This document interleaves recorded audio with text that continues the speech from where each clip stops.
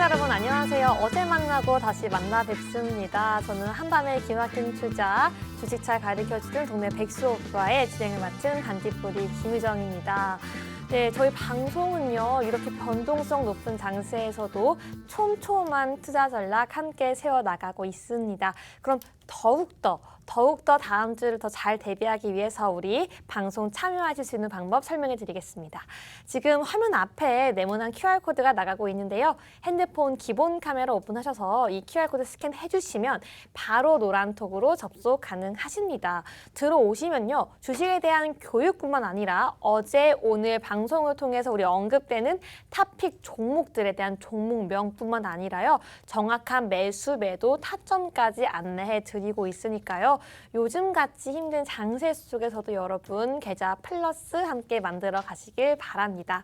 네, 그럼 오늘 일요일 방송 함께 해주실 전문가님 모시겠습니다. 김정철 본부장님입니다. 안녕하세요. 네, 안녕하십니까? 네, 잘 지내셨나요? 네, 뭐 한 주 동안 시장이 너무 안 좋아서 시청자 여러분들이 많이 힘들었을 텐데 저도 역시 같이 힘들었습니다. 힘들었는데 사실 보유 종목들 자체가 좀 그렇게 성적이 좋지 않아서 사실 참 죄송한 마음인데 하지만 우리가 단기 트레이딩은 매번 성공하고 있다. 지금 단타 종목들이 계속 성공하고 있어서 제가 봤을 때 이 단기 트레이딩하고 중장기 전략을 확실히 구분해서 가는 지금 이 타이밍 그렇게 구분해서 가야 된다. 그래서 시청자 여러분도 내가 보고 있는 종목이 이 종목이 확실히 중장기로 가는 종목인지 단기로 가는 종목인지 좀 나눠서 보시고 그렇게 접근해야지 지금 시장이 좀 멘탈적으로 흔들리지 않고 대응할 수 있는 장이 아닌가 그렇게 좀 생각을 해봅니다.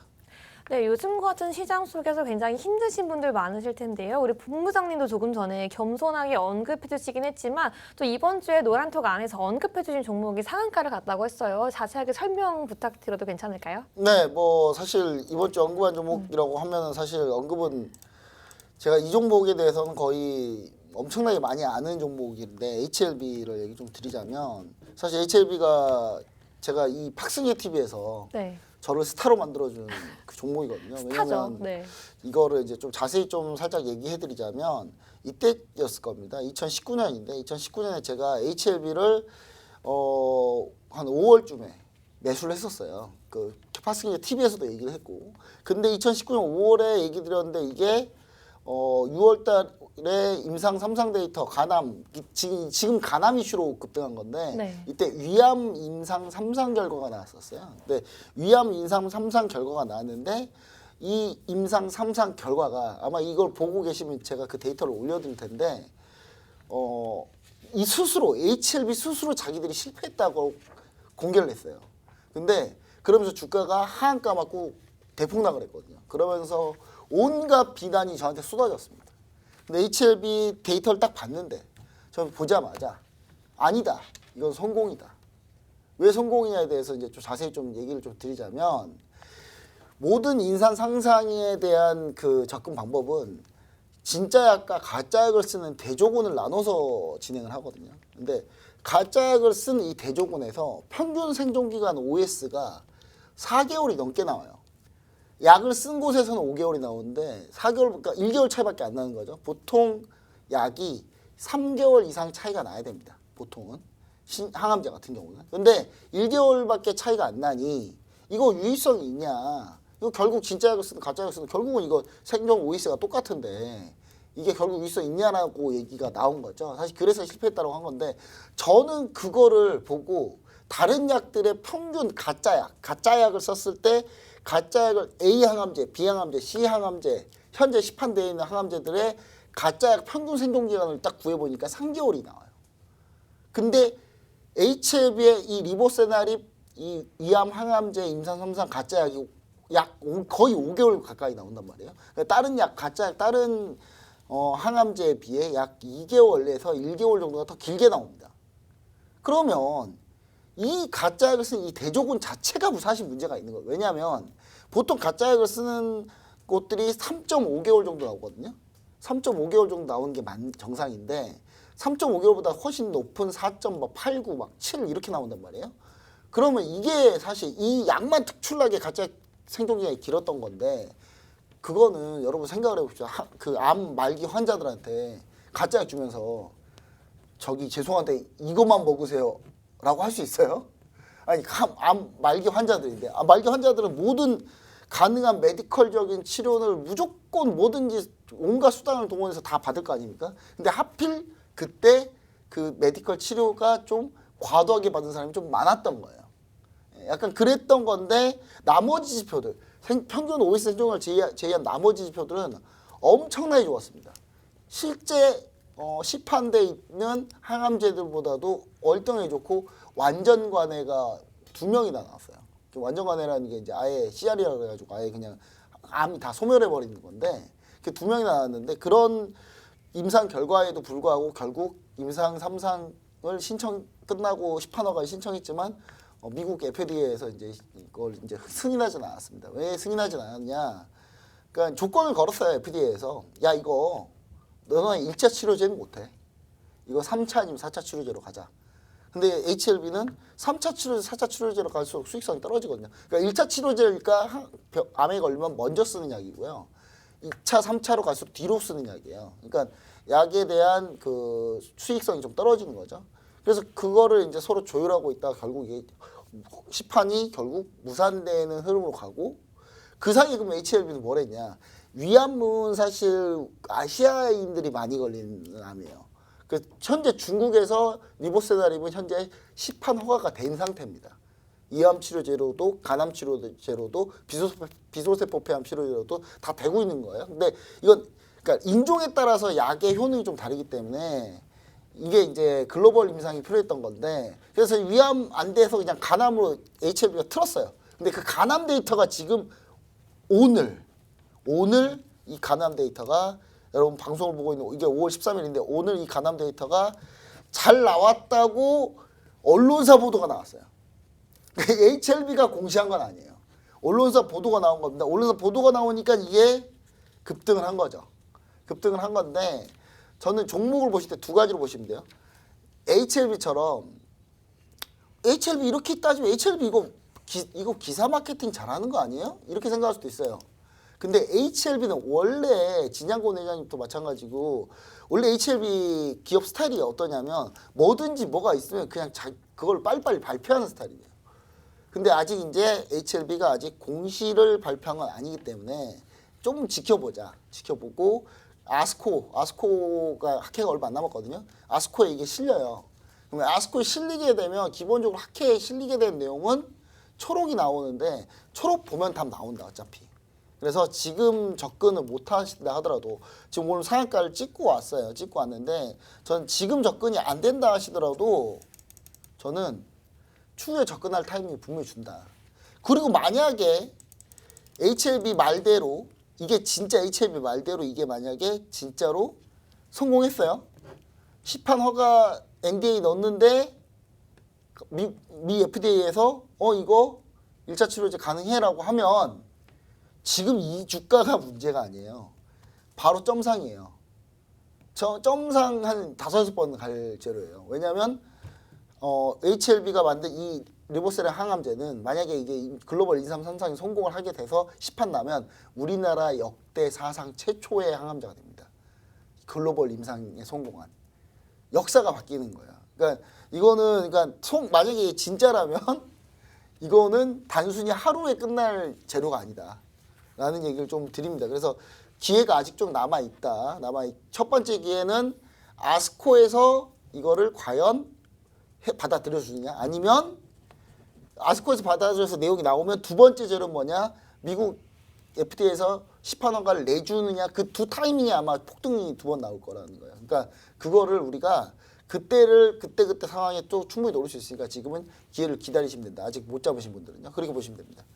저는 지금 설명을 들으면서 제약회사에서 나온 연구원이신 줄 알았어요. 기본적으로 제가 아는 분들이 다 제약회사 그 연구원으로 계시는 분 많이 있어요. 근데 그래서 그분들한테 많이 물어봐요. 저는 이제 제가 이거는 여러분도 잘 아시겠지만 이 제약바이오 같은 경우는요 담당 분야가 아니면 같은 제약바이오더라도 담당 분야가 아니면 잘 몰라요 어차피. 근데 저는 이제 그때 아는 지인들 통해서 많이 물어봅니다. 많이 물어봐서 누가 보면 바이오 많이 강하다고 생각하시는데 저도 많이 얻어 듣는 겁니다, 많이. 네, 그렇게 보시면 좋을 것 같아요. 네, 역시 연리금 출신의 우리 경제방송 스타 전문가님이시고요. 정말 지금 설명 들어보시면 알겠지만 한 이슈가 있다면 정말 끝까지 물고 파고 늘어져서 정말 이게 어떤 이슈인지 정확한 건지 확실하게 알아본 다음에 방송에서도 노란톡에서도 안내를 해주시니까요. 여러분 지금 이미 내가 HLB를 아직 노란톡에 들어오지 않았기 때문에 보유하지 않고 있다는 지금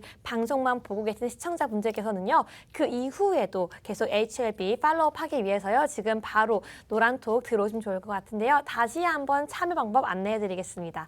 핸드폰 기본 카메라 켜시고요. 앞에 있는 QR코드 스캔해주시면 바로 노란톡 들어올 수 있습니다. HLB에 대해서 앞으로도 계속해서 우리 소식 전해받고요. 제2의 HLB까지 함께 노란톡 안에서 노려보시면 좋을 것 같습니다.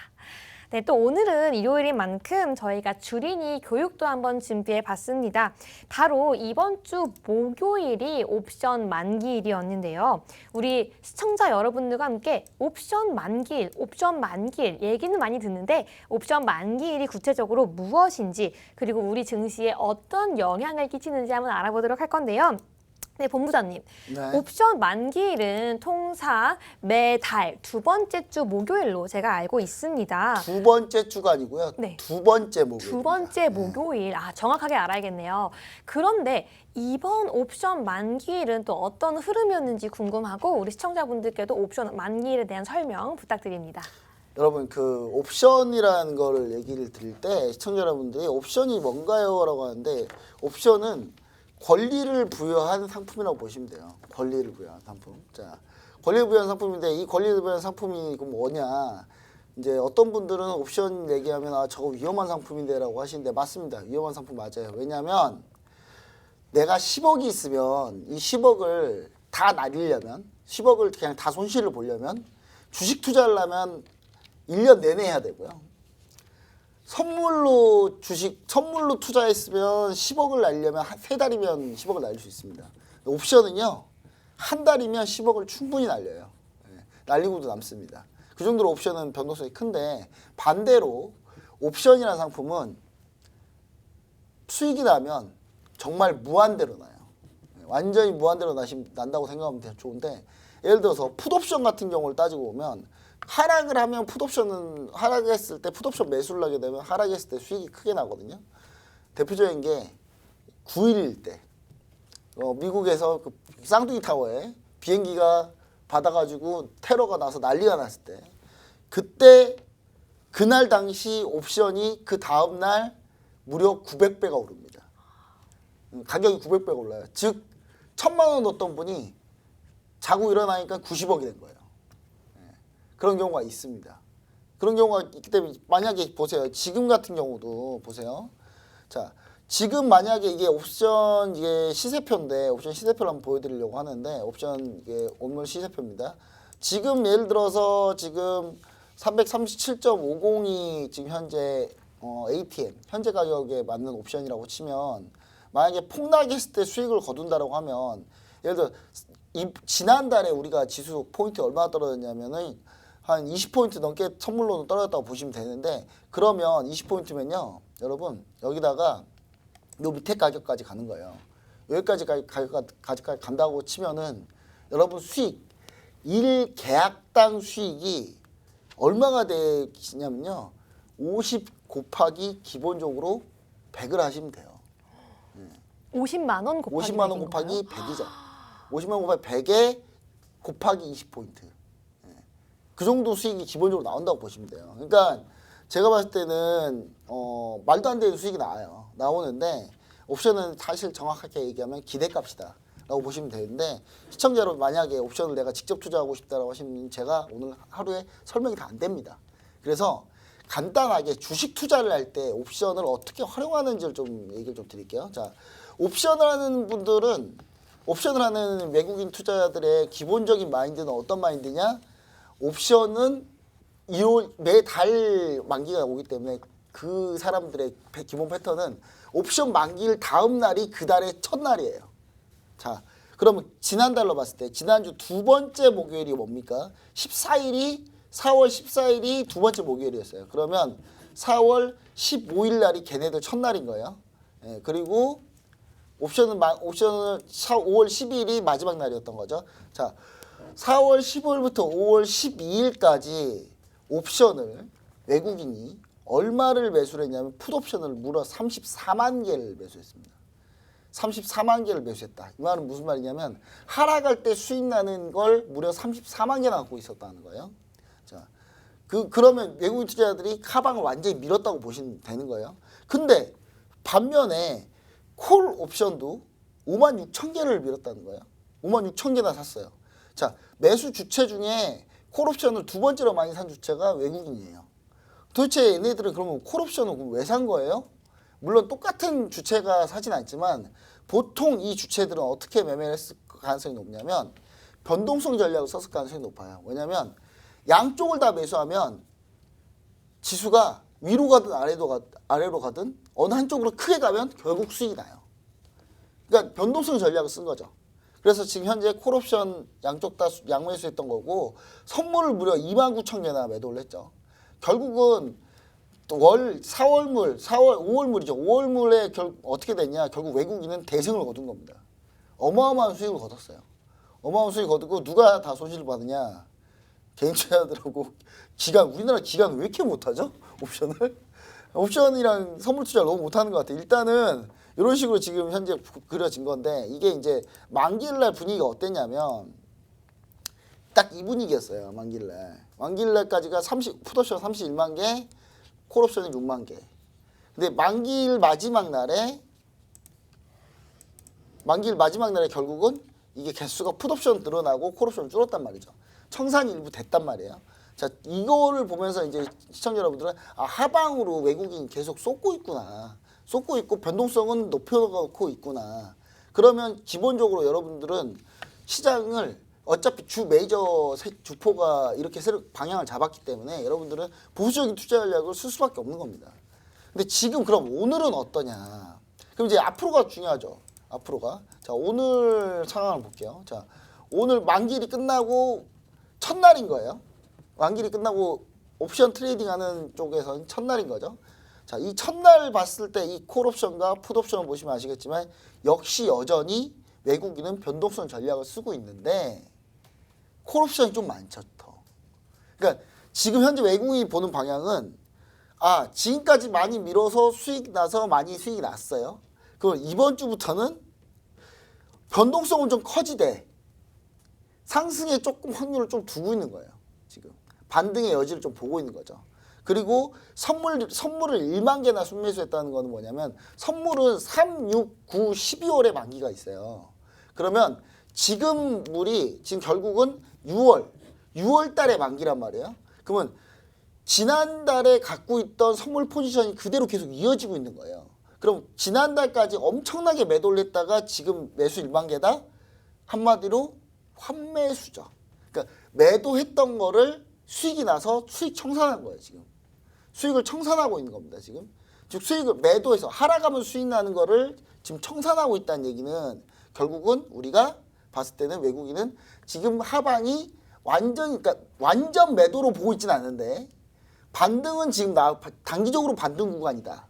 단기적인 반등 구간이고 그동안 하락으로 수익 났던 거를 조금씩 수익 실현하고 있다. 하락의 끝에 오고 있지 않나라는 그런 포지션 트레이딩을 현재 하고 있는 겁니다. 그러니까 그 느낌을 우리가 이해해 줘야 되는 거예요. 그러니까 시청자 여러분들도 반드시 이런 거를 파생을 보면서 그러니까 꼭 직접 거래 안 하시더라도 이 흐름을 보면서 여러분들이 방향을 외국인이 이렇게 잡고 있구나. 이렇게 보셔야지 주식 투자할 때 대전략, 큰 전략을 세울 때는 가장 도움이 된다. 자세하게 옵션에 대해서 난 너무 궁금하다. 이거 알고 싶다 하시는 분은 노란통 메시지 오픈 채팅방 들어오시면 제가 요거 자세한 강의들을 준비해 놓고 있으니까 항상 보시면 좋을 것 같습니다. 네, 정말 자세하게 알려주셔서 이러한 강의를 어디 가서 들을 수 있나 싶었던 시간이었는데요. 또 노란톡 안에서는요, 꾸준히 계속 강의해 주시고 계시기 때문에요. 나는 정말 내 스스로가 정말 잘 알고 대응하고 싶다라고 하시는 분들은 지금 바로 노란톡 들어오시면 좋을 것 같습니다. 네, 저 여기까지 노란톡 안에 있었던 우리 높았던 수익 종목 그리고 주린이 교육까지 한번 해봤는데요. 계속 이어지는 이슈들 넘어가기 전에 광고 먼저 보고 돌아오겠습니다.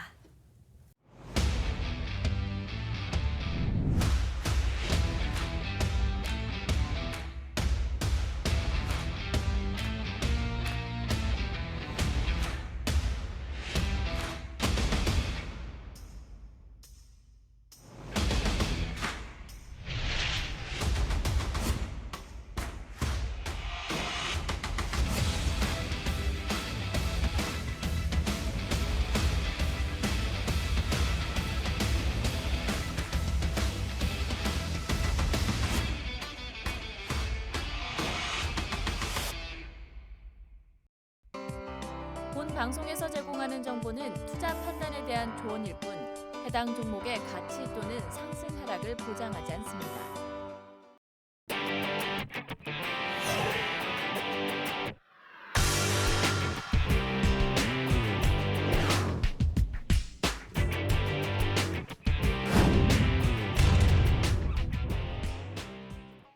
네, 이번 주는 이슈가 많은 한 주였습니다. 2차 세계대전이 끝난 뒤 74년 동안 중립을 지켜온 핀란드가 나토 가입을 공식화했습니다.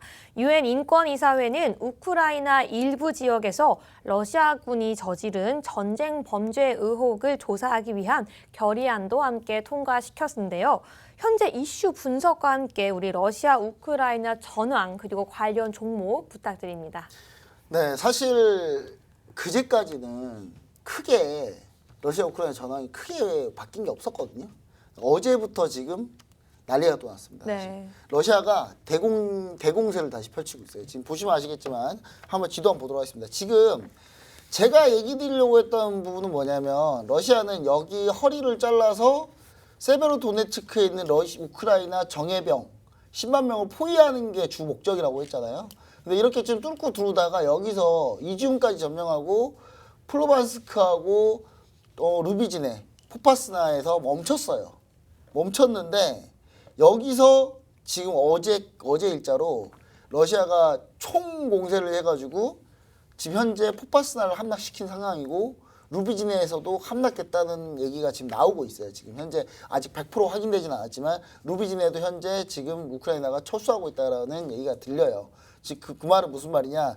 세베로도네츠크에 포위될 가능성이 아주 높다. 지금 플로반스크 하나만 지금 버티고 있는 상황인데 여기서 플로반스크가 뚫리면은 러시아군이 이렇게 쭉 우회해서 세베로도네츠크를 완전히 포위할 수 있는 그런 전략을 갈 수 있습니다. 그래서 지금 현재 러시아가 지금 엄청난 힘을 내고 있다. 막판 힘을 내고 있다. 이렇게 보시면 좋을 것 같고 반면에 이쪽 전선 보시면 이쪽에서는 하르키우를 완전히 해방시켰습니다. 우크라이나가 측면을 쳐서 결국은 러시아군을 하르키우에서 다 내쫓아냈고 러시아군은 우크라이나 국경지대에 다 후퇴해서 지금 벨고로드에서 현재 지금 있는데 지금 우크라이나군은 이미 하르키우를 모두 다 되찾은 상태입니다. 지금 현재 상황은 러시아는 이렇게 해서 포위하려고 하고 있고 우크라이나는 이렇게 쳐서 넘긴 다음에 이쪽으로 쳐서 다시 포위를 풀려고 하고 있는 거예요. 지금 이쪽을 뚫고 들어가려고 하고 있는 겁니다. 이 포위를 푸는 전략을 현재 쓰고 있다. 이렇게 보시면 좋을 것 같아요. 자, 그리고 여기 지금 헤르손 지역에서는 현재 계속 공방전이 벌어지고 있는 현재 전황 상황은 요 포인트다. 이렇게 보시면 좋을 것 같습니다. 자, 지금 상황 보시면은 확정 가능성 아직도 계속 높습니다. 지금 여기 보시면은 벨라루스가 여기 있는데 벨라루스가 현재 지금 국경지대에 병력을 쫙 배치해 놓은 상태예요. 예. 그러니까 벨라루스가 실제 참전을 하지 않더라도 여기에다 병력 배치만 하더라도 우크라이나는 여기다가 병력을 배치할 수밖에 없는 상황이에요. 그러면 이쪽에 집중을 못하게 하기 위해서 벨라루스가 여기다가 병력을 배치할 가능성이 높다.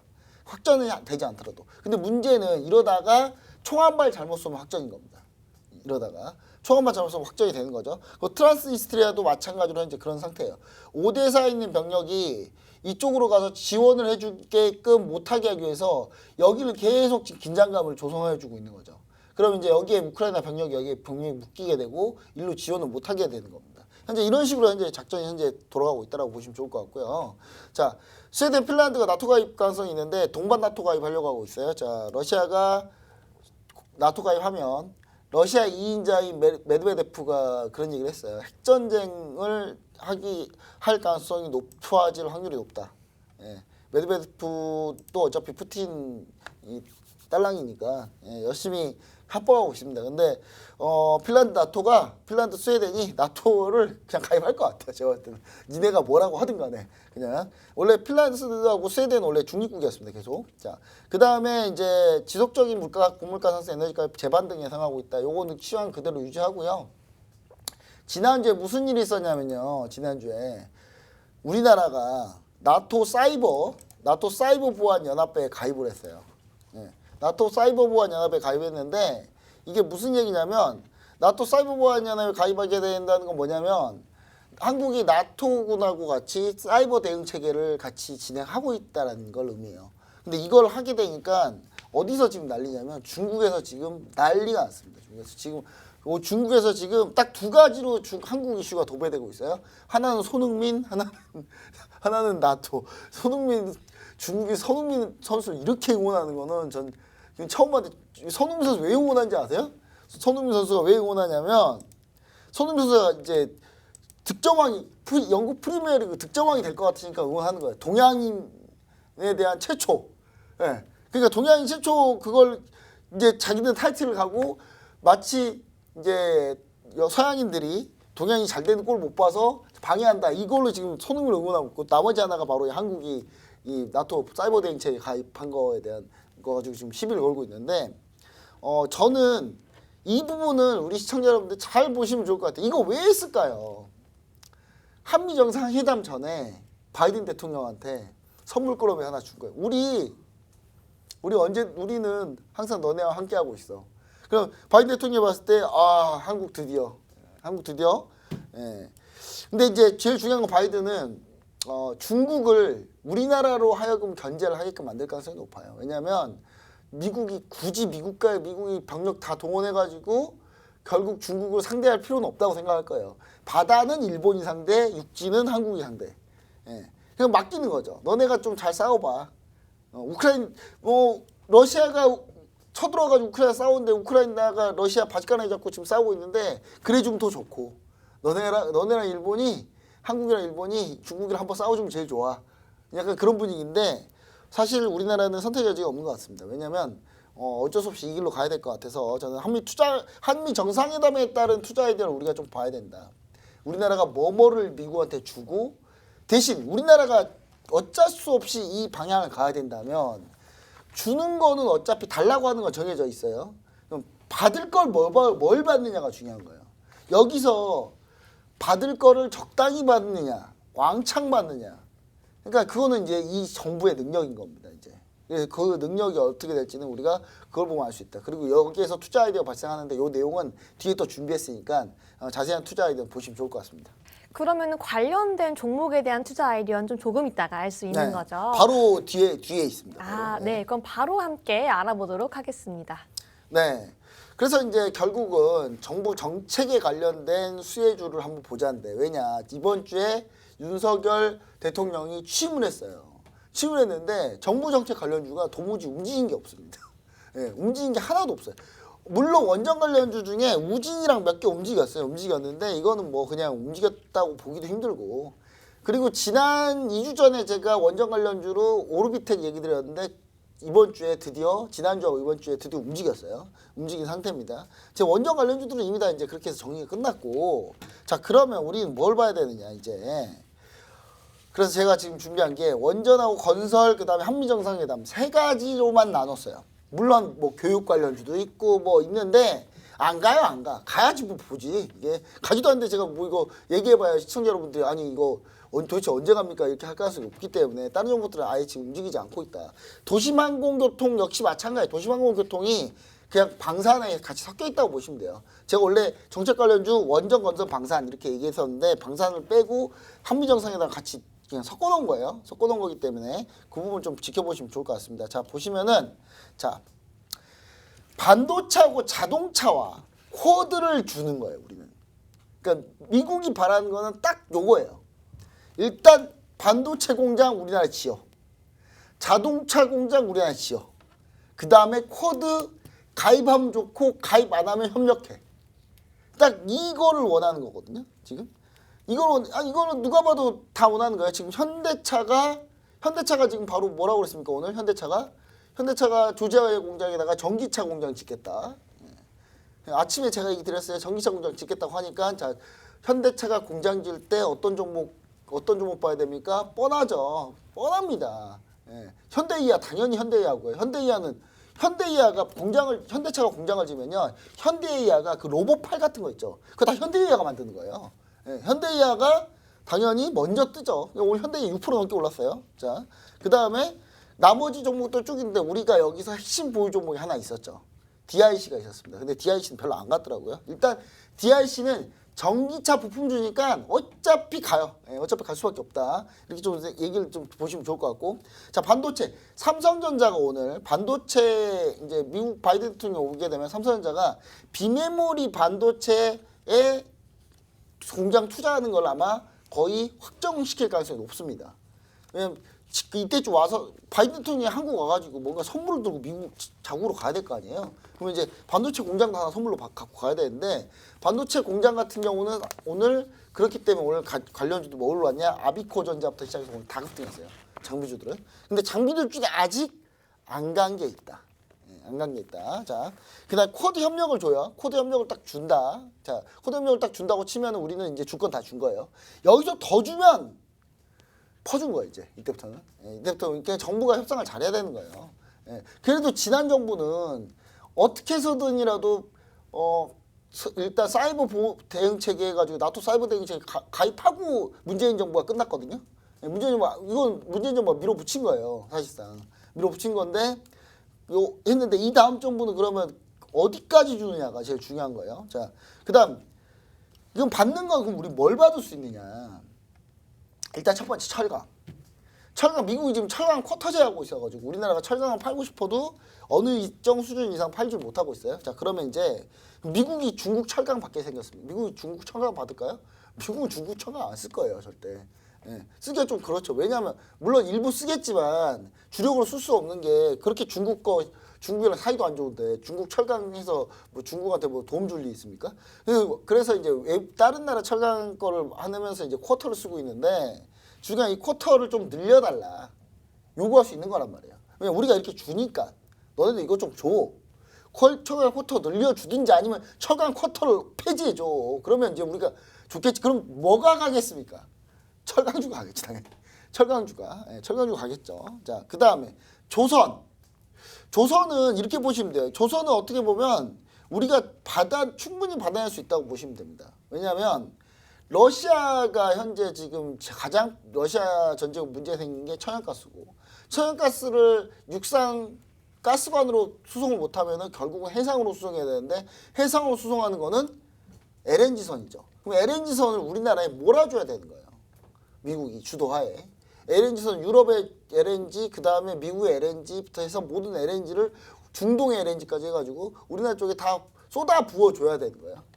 쏟아 부어줘야 되는데 그냥 쏟아 부어주면 안 되고 일단 단가를 현실화해서 적자 수주가 안 되게끔 쏟아주는 걸 도와줘야 된다. 미국이.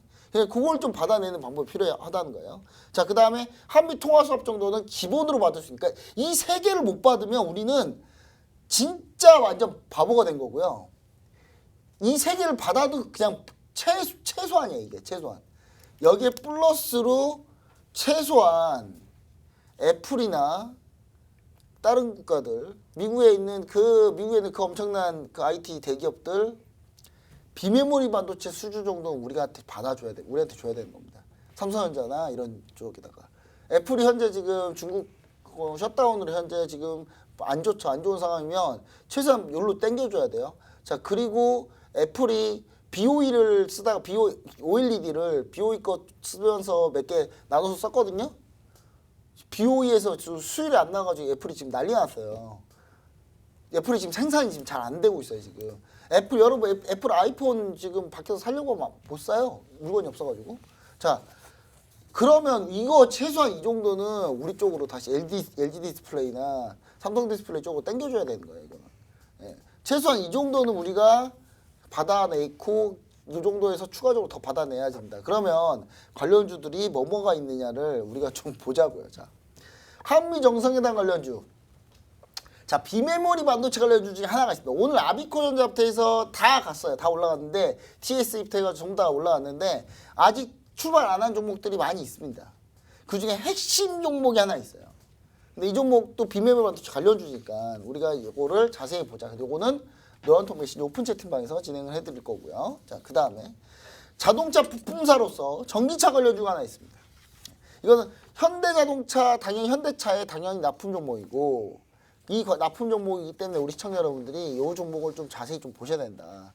미국이 현대차가 조지아 공장을 얘기를 한 순간 이거 얘기를 왜 했냐. 한미 정상회담 때 이거를 뉴스로 낼 거거든요. 확정을 시킬 거예요. 왜냐? 바이든 대통령이 선물을 남겨주려고 하는 거죠. 그러면 지금 미리 얘기가 나왔기 때문에 우리는 관련주도 미리 움직일 가능성이 높다라고 보셔서 다음 주는 이쪽으로 좀 집중해서 보자. 그 다음 라스트 히든 종목이 하나 있습니다. 한미 정상회담 관련주. 요건 힌트를 많이 드리기가 좀 어려워요. 이건 우리가 받을 거 중에 있어요. 받을 거 중에. 받을 거. 우리가 지금 이 두 개는 줄 거 중에 우리 수혜주를 찾은 거고요. 이건 받을 거 중에 있는 건데 이 받을 거 중에 있는 이 종목은 제가 노란통 메신저 오픈 채팅방에서 자세히 공개하도록 하겠습니다. 네, 그럼 다음 이슈 넘어가 보겠습니다. 최근 바이오 종목들이 조금씩 바닥을 다지면서 반전을 꾀하고 있는 흐름입니다. 여기에 북한에서 코로나 바이러스 확진자 소식이 들려오면서 지원 이야기도 함께 나오고 있는데요. 바이오 종목들, 우리가 볼만한 종목들이 이 시점에 뭐가 있는지 함께 점검해 보도록 하겠습니다. 네, 바이오 종목들 사실 제가 얘기도 했습니다. 오늘 북한의 보도를 믿을 수는 없지만 코로나 확진자가 이제 생겼다고 드디어 지금 그동안 코로나 확진자가 없었다는 얘기인가요? 저는 잘 모르겠어요. 근데 그렇게 폐쇄적인 국가니까 그럴 수 있다고 치는데 오늘 그래서 순간적으로 오늘 진단키트 관련주들이 좀 움직였어요. 보시면 아시겠지만 시젠이 오늘 약 지금 오늘 최대 한 지금 시젠이 오늘 고가 기준으로는 약 11% 넘게 급등을 했거든요. 그러니까 시젠이 왜 움직이느냐? 우리나라 진단키트가 전 세계적으로 이제 인정을 받은 제품들이잖아요. 그러면 북한이 문제가 생기면은 진단키트를 그러면 줘야 되는 거 아니냐? 예. 아마 그러니까 잘 보세요. 시젠한테 가가지고 갑자기 국제 적십자나 아니면 세계 보건기구가 가가지고 시젠한테 야 북한 도와주게. 너네 같은 민족이잖아. 북한 도와주게. 너네 진단키트 100만 개 갖고 와. 그럼 시젠이 네 감사합니다. 줄까요? 그게 아니라 보건기구나 이런 적십자나 이런 데서 구매를 하는 겁니다.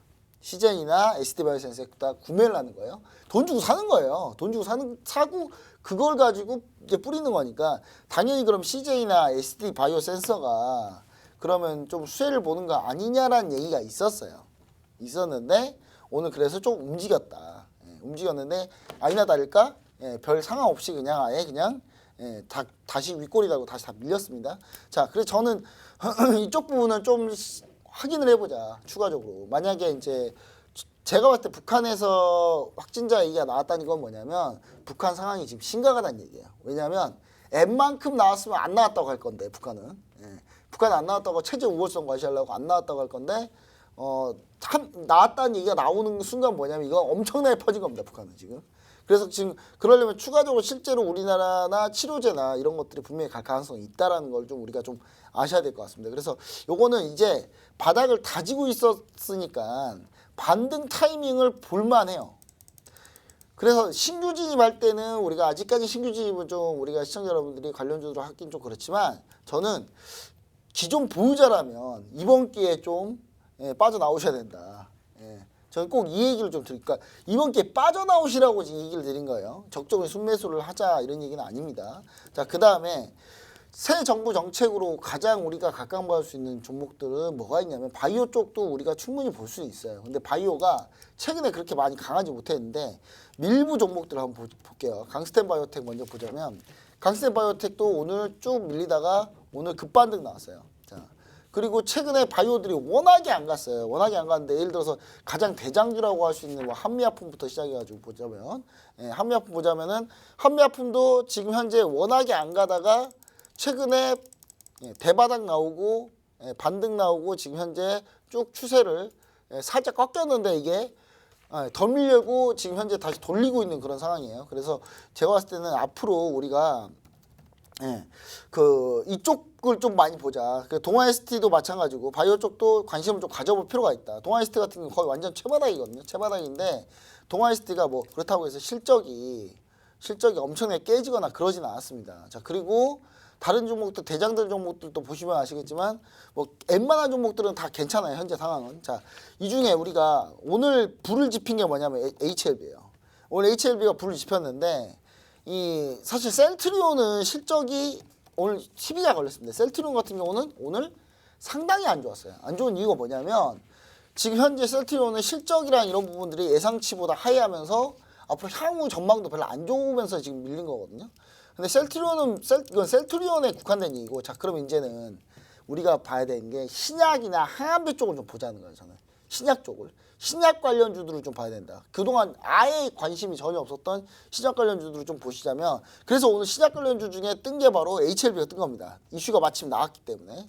그래서 저는 이 신약 관련주들 중에 우리가 좀 눈여겨봐서 볼 종목들이 많이 있다, 이렇게 좀 보시면 좋을 것 같고, 그래서 제가 가지고 나온 히든 종목이 하나 있습니다. 히든 종목이. 자, 히든 종목 보시면 최근 자 HLB 급등 이유는 당연히 리보셀의 인상 3상 이후 시판허가 가능성이 높다는 것 때문에, 이거 눌림목에서 우리가 접근해야 되는 거고요. 지금 급등해서 따라가는 건 전략은 저는 좋지 않다고 봅니다. 좋지 않다고 보는데, 어차피 이슈가 두 개가 아직도 두 개가 더 남아있기 때문에, 만약에 실제로 임상이 성공했다 하더라도, 자 그러면 이제 요 하나의 종목이 하나 더 있는데, 이 종목 같은 경우는 다른 힌트를 주면 금방 알아요. 그래서 제가 딱 요걸 드릴게요.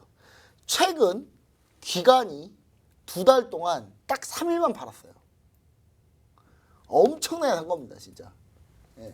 그러니까 3일 동안 꼴랑 지금 딱 2달 동안, 2달이면서 영업일이 한 40일이 넘을 텐데, 그 40일이 넘는 그 기간 동안에 딱 3일만 매도했다. 요거는 지금 제가 봤을 때는 엄청난 수급이 들어오고 있다라고 보시면 좋을 것 같아요. 그래서 이 종목을 현재 제가 좀 더 자세하게 얘기를 좀 드리고 싶지만, 이 종목이 또 근데 중요한 거 뭐냐면 또 코로나 관련주예요, 또. 그래서 북한 이슈와 같이 엮여 있다. 그 신약 이슈도 같이 엮여 있다. 이렇게 보시면 좋을 것 같아요. 저는 이 종목을 제가 노란통 메시지 오픈 채팅방에 공개를 하도록 하겠습니다. 네, 지금 언급된 이 바이오 종목, 히든 종목까지 알고 싶으신 분들은요, 지금 바로 노란톡 들어오시면 좋을 것 같습니다. 네, 저희 그럼 본격적으로 다음 주를 대비하기 위해서 다음 주 5월 3주차 증시 일정 알아봐야 할 텐데요. 전문가님, 다음 주에 우리 시청자분들께서 주요하게 우리 유념해야 될 만한 증시 일정 뭐가 있을까요? 일단은 이제 힘든 것들은 다 갔고요. 예, 힘든 이제 물가지표 이런 것들 전부 다 지나갔어요. 그래서 단도에 한 일주일을 좀 보내지 않을까 싶은데, 일단 이 안도의 일주일 동안 우리가 하나 조심해야 되는 게 있습니다. 바로 미 연준 위원들이 말을 하기 시작해요, 이제. 자, 보시면 FMC 회의 전에 FMC 회의가 있잖아요. FMC 회의가 있으면 FMC 회의 전 2주는 블랙아웃 기간이라 그래서 미 연준 위원들이 딴 데 가서 발언을 못 하게 돼 있어요. 그런데 이번 이제 FMC 회의가 끝나고 나서는 미 연준 위원들이 자유롭게 떠들 수가 있거든요. 자, 보시면 아시겠지만 다음 주 화요일 날 보시면 아시겠지만 미 연준 위원들이 아주 그냥 말하고 싶어가지고 아주 그냥 몇 명이 제임스 블러드, 예, 대표적인 매파죠. 로레타 메스터, 이분 여자분이거든요. 여자분인데 진짜 초강경파로 유명합니다. 딱 이분 로레타 메스터 이분 사진을 보시잖아요. 아우라 포스가 거의 살벌하신 분이에요. 근데 이분도 역시 매파예요. 그래서 일단 화요일 날 미 연준위원 발언이 좀 중요하다. 저 약간 이렇게 좀 보고 있고요. 라가르드 총재 역시 마찬가지로 ECB가 얘기를 하는데, 사실 ECB도 지금 물가 상승률이 되게 좋거든요.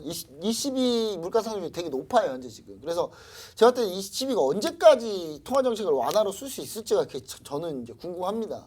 제가 볼 때 이미 영국은 이미 금리를 올리고 있는데, 그래서 저는 이제 이 부분 이날 화요일이 상당히 중요하고, 이 화요일 날 얘기했던 게 수요일 날 반영이 되면서 22 통화정책 회의가 22 금리 결정이 이날이 있어요. 그래서 이날이 화에서 수로 넘어간 날 아주 중요하다. 그리고 일단 기본적으로 월요일 날 중국 지표가 나오는데, 사실 요즘 중국 지표가 많이 반영이 안 되고 있습니다. 왜냐하면 중국하고 우리나라하고 약간 커플링이 지금 안 되고 있어요, 지금 요즘에. 그러니까 중국이 버티어도 우리나라 못 버티고 밀리고 이런 경우들이 있기 때문에, 지금 중국 같은 경우는 사실 4월 산업생산, 4월 소매 판매, 고정투자 이게 상당히 중요한데 어느 정도 4월이 안 좋을 거로 예상이 됩니다. 왜냐? 이때 셧다운 됐을 때거든요. 셧다운 내용이 이때 들어가기 시작할 때입니다. 그래서 어느 정도 안 좋을 거라고 좀 보고는 있어요. 보고는 있기 때문에 우리가 그 부분 좀 참고하시면 좋을 것 같고요. 그 다음에 우리가 한 가지 포인트로 보셔야 되는 거는 16일 날 우리가 기업들이 실적 발표가 거의 막판에 다 몰려있다고 보시면 돼요. 16일 날 실적 발표가 아마 우르르 쏟아질 거다. 내 관련 종목들, 내가 보유하고 있는 종목들 실적 모르고 있다면 16일 날 나오는 겁니다. 16일 날. 그럼 16일 나오고 16일 다 움직였죠. 한마디로. 한 방에. 그래서 그 부분 한마디로 16일 날은 국내 증시 살 때 중국 지표 보고 그다음에 그달 실적 발표 보자.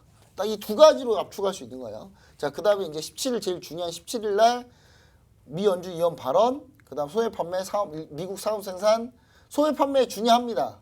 중요한데 물가 지표로는 그래도 물가 지표보다는 좀 덜하다 이게. 물론 소매 판매가 너무 잘 나오면요. 이것도 또 악재야, 악재. 근데 뭐 그렇게까지 갈 가능성은 그리 크지 않다라고 좀 보고 있습니다. 그래서 이 회사들에 대한 실적 발표가 되고 그다음에 이 지표가 수요일 날 이렇게 넘어오기 시작할 거다라고 좀 보시면 좋을 것 같아요. 자, 그리고 기업 실적 발표를 보시면은 여기서 제일 중요한 거가 몇 개 있는데 일단 캐터필러 같은 경우 실적 발표 하잖아요. 그럼 우리나라에 당연히 장비주들, 중장비주들한테 영향을 미칩니다. 그래서 이거 좀 보시면 좋을 것 같고 모더나 같은 경우도 실적 발표를 하는데 모더나가 그럼 얼마나 백신을 얼마나 벌었는지 한번 보시면 좋을 것 같습니다. 자, 그다음 이제 수요일로 넘어가기 시작하면 수요일부터는 이제 좀 한 템포 완전히 숨을 이제 좀 놨다. 이제 좀 안심을 좀 해도 된다. 주요 모든 이슈들, 힘든 이슈들이 완전히 다 섞여서 끝났다라고 보시면 좋을 것 같은데 그리고 나서 이제 한 가지 주목할 거는 AMD가 실적 발표를 하기 때문에 AMD 근데 잘 나올 거라고 예상이 돼 있습니다. 그래서 AMD 같은 경우가 잘 나오게 되면 목요일 날 우리나라 반도체 관련주들한테 영향을 줄 거다. 이렇게 보시면 좋을 것 같아요. 자, 그다음에 자, AT&T가 19일 날 목요일 날 실적 발표를 하는데 아니 근데 우리나라 기업들 실적 발표는 없나요? 우리나라 기업은 이미 16일 날 다 끝납니다. 다 끝나요. 그러니까 없는 거예요.